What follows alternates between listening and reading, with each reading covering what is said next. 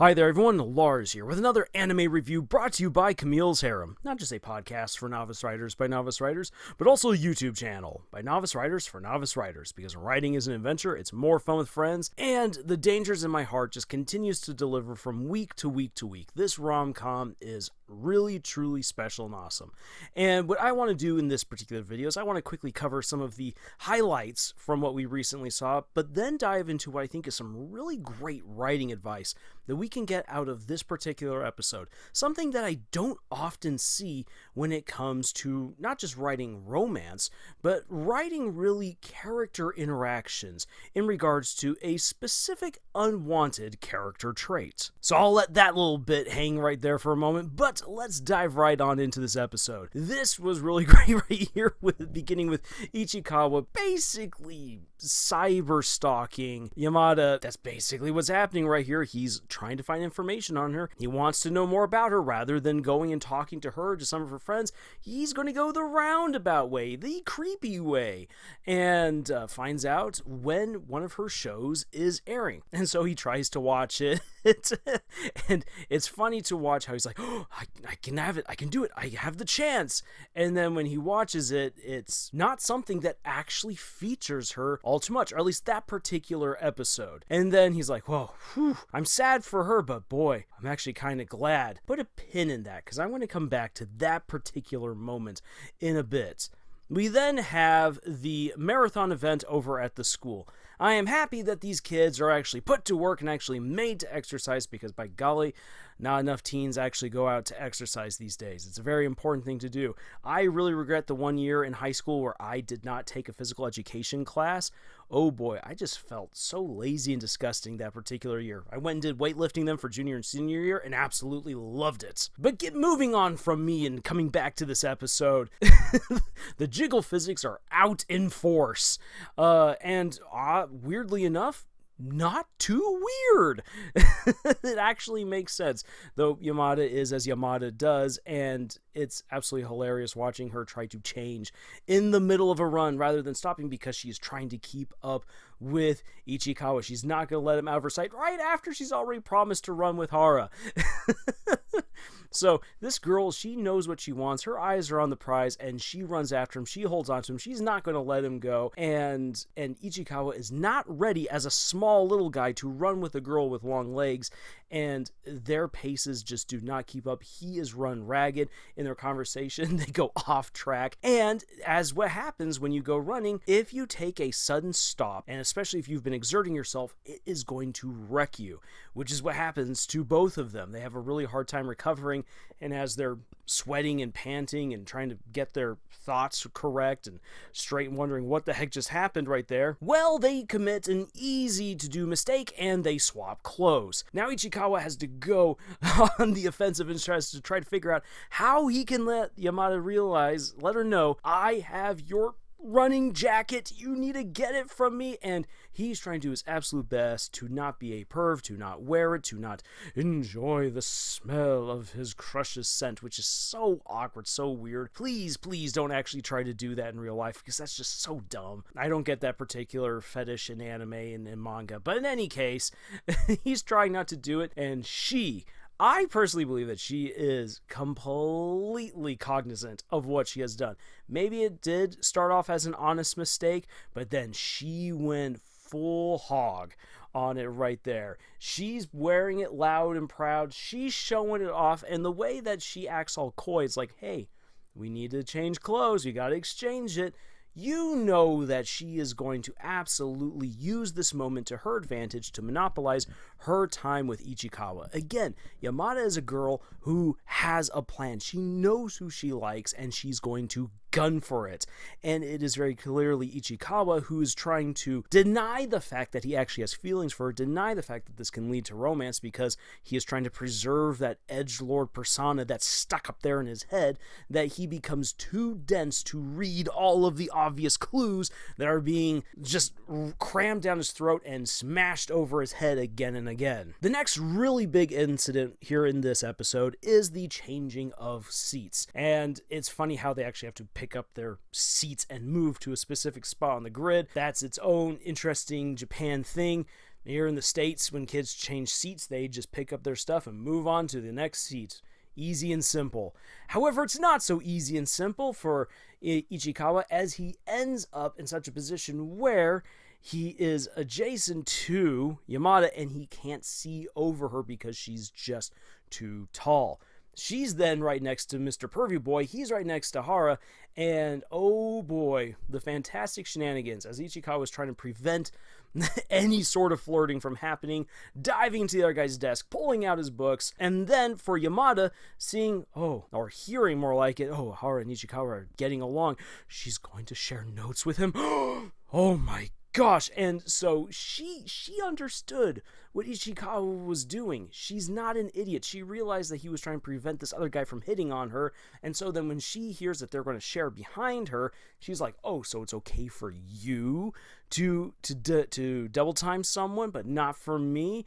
Oh, I see how it is, and she gets all pouty. And this is where Hara comes in as the best wing girl ever, really pulling through for Ichikawa, making sure that they can trade spots, but also being kind to Yamada. Hara really gets what's going on right here. Just like Yamada, she knows what she's after. She knows what she wants. She's paying attention to the entire scene, to the entire situation within the classroom, and is doing what she thinks is right to push things along in her favor. And here's the thing. If the girl that you think is the airhead dunce, being Yamada, is doing this so that she's very clearly in charge and in the know of what's happening within her classroom, and Hara, the kind-hearted girl, is doing it, think about what other girls might also be paying attention to the situation in the classroom. Wink, wink, that's a hint for later on in the story. But thanks to Hara, the whole seating situation is rearranged, and while it does not lead to Ichikawa sitting right next to Yamada, it ends up being a good fit, because then really everyone other than Mr. Pervy Boy ends up in a situation that actually works well for them, and Yamada's feelings are not hurt in the process, allowing for a quick reconciliation between her and Ichikawa, especially when Ichikawa is trying to find a polite way to try to let her know it's like, I can only see you, but she takes that as a romantic statement because that's what she wants to hear, and Ichikawa does not phrase it properly. Now then, for us here in the States, we might think, well, isn't that a bit of a stretch? But from my understanding, within Japan, because it's a very polite society, and you're trying to not hurt anyone's feelings if you can avoid it, that it's very easy to sometimes say something that you hope is polite, but you accidentally communicate something that you didn't intend to. And so in this case, this is actually a situation that, given the culture, this actually works out really, really well. It is a setup that is not a stretch. And I really enjoy that within a rom-com, when you can set up a really hilarious and heartfelt situation that isn't a stretch, but actually plays into something very realistic, and also plays into the actions and choices of the characters. And then, of course, the last big incident, and yes, there's other little small conversations here and there throughout this episode that are pretty good, but the last really big thing is that Yamada is excited to be a part of an upcoming movie, which is 2 to 3 years away. And I love that that is what's brought, because that's actually the case. When pre-production goes into order, you are looking at about 2 to 2.5 years for most movies to get everything assembled, especially if it's a movie that's going to require a lot of prosthetics, for CGI, for big sets. Sometimes it can be done within a year and a half. So with what Yamada is saying about 2 to 3 years, that probably means that this is going to be a more down-to-earth production. It's going to take about a year and a half to do the pre-production, half a year at most to do the shooting, and then about half a year to 9 months for post-production, and then ramping up all of the advertising to get people ready and excited for when the movie is released. That is how production usually runs. In any case, moving on from that little peek behind the curtain for Hollywood, Yamada is excited to be in this movie. However, she wants Ichikawa to be excited for her. And she's also self-conscious enough to realize realize that her role isn't all that big. Yes, she gets to have a role in a movie. Fantastic. And she's going to be with some big name actors. Wonderful. But she's a support character who's given one line at best. Her friends are all excited for her and are just so excited about who else is in the movie. And woo! To then stop them and say, well, I only have one line, that would kind of ruin the moment for them and for her. And the one line that she has isn't all that exotic of a line. But to be able then to share that information, to share that experience with Ichikawa is something that's special to her. And Ichikawa, for his part, does want to know more about the production. He wants to get to know more about Yamada. Despite himself and the edgelord persona that he has drilled into himself, he wants to get to know her better. He wants to become a greater part of her life, despite the fact that he believes that she's going to move on and become this great star. Might as well enjoy it while it lasts. And this conversation then leads them to practicing her one line, and I love how Yamada really gets into it, showing that she's a pretty good actress, which if you've been paying attention to how things have been playing out, you realize she is a good actress, but now she's actually being in the role of an actress, really getting into a role, and she delivers that line soul-crushingly to Ichikawa. You're creepy. And, of course, all of the classmates are there to see this, and, okay, we gotta leave. And again, Yamada, being the girl who's in charge, who has her eyes on the prize, takes them into a supply closet. She knows full well what she's doing, and she's cornered him specifically to get his thoughts and feelings on the movie and to try to get him to commit to going and seeing it, which is something that she hasn't asked for any of her other friends. She kind of expects that they will do what they want to do and that they'll support her, but for the guy that she likes to support her, that's a pretty big deal, and she wants to get that promise from him. And that's what this scene is all about, is that this is her really trying to figure out if Ichikawa likes her, and if he hasn't quite caught on to the messages just yet, onto all the signals, at least he's willing to support me, which means I can reel him in over time. She's playing the long game here. Now, like I said, there's a bunch of other little conversations here and there that just make this episode what it is, provide that extra bit of humor, extra bit of context, some fun little development for characters on the side. I think one of the big things that really stuck out to me is how Yamada is testing the waters to try to get her friends to accept that she might have a crush on someone in their class, and if that's the case, ooh, this will be so exciting, but all of her friends are like, no, you don't go fishing in the same fishbowl that you swim in. Ugh. And so they're not having any of that. Wink, wink. That's a little hint for later. And so Yamada pulls on back. It's a neat little moment of character interaction right there that shows that you have characters who are testing the waters. They are trying to figure out what will happen. How are people going to react? Should they try to go through with this relationship? And again, that's something that is very relatable within the writing right here. A lot of people do think it over. What will happen if they get into a relationship? Things are going to change. What friends could they lose? What friends might they gain? What friends might they take off? What about family? What kinds of enemies might they make, especially in a middle school, high school setting? Oh boy, you try dating the wrong person, you're going to make all kinds of enemies. And so characters in this instance are being smart, testing the waters, putting out some feelers, figuring out what might happen should they pursue the crush that they have. And this leads really well into the matter that I said at the beginning of the video that I wanted to get to. Something that I think is written very, very well in this episode that most people overplay and probably do in such an exaggerated way that they are missing out on a lot of great character opportunities. And that is the depiction of jealousy. Jealousy is an element within this show, and especially an aspect for the main characters, that has cropped up again and again and again. Here in this episode, however, it comes out in way more full display than ever before. And normally, when a character is jealous, it's usually something that is written as internalized, and it acts as this poison from within, and they stew over it until there's a moment for them to just blow up for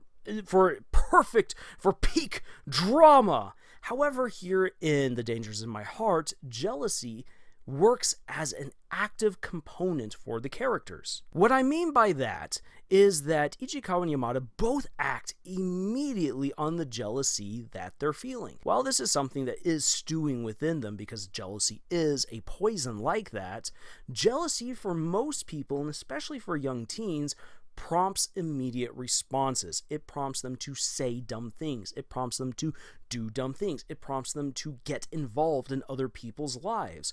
Jealousy is an active word. It's not a passive word like what we normally tend to think of when we think of jealousy, and how jealousy is normally portrayed in stories where a character's like, oh, I'm so jealous of him. I wish I had his girlfriend.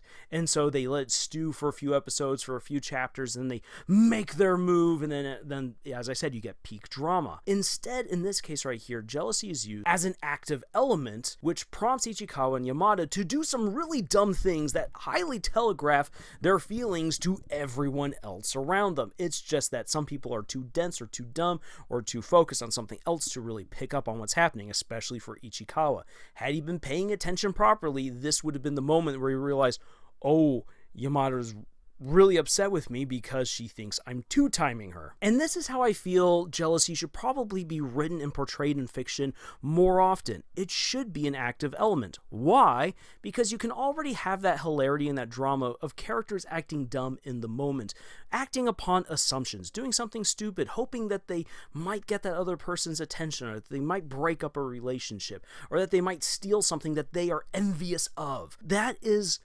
what jealousy in real life is actually like. Yes, it is a slow burning poison. Yes, it is something that people stew over, but it is also something that prompts immediate reaction.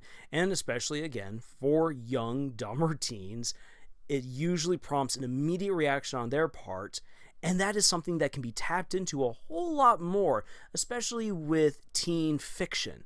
I think that this is a great way to pull out more about these characters, because we get to see how Yamada interprets the situation. We get to see how Hara interprets the situation, how Ichikawa interprets the situation. We get some immediate humor. We get to learn a little bit about who these characters are, how they handle their school stuff, how they perceive the environment around them. There's so much that's communicated in this one scene alone, thanks to the active element of jealousy. So there you have it. That's my review. Those are my insights, my writing analysis, and my recommendation for any of you who are writing teen fiction, especially if you are writing a teen rom-com. Jealousy as an active component within the story can really bring out a lot when it comes to showing who your characters really are through their actions, and not just through their simmering feelings and thoughts as they plot a moment to get back at someone. I mean, that can be fun and all, and like I said, that can lead to some peak drama, but that peak drama might come at the cost of what we can learn and experience about your characters.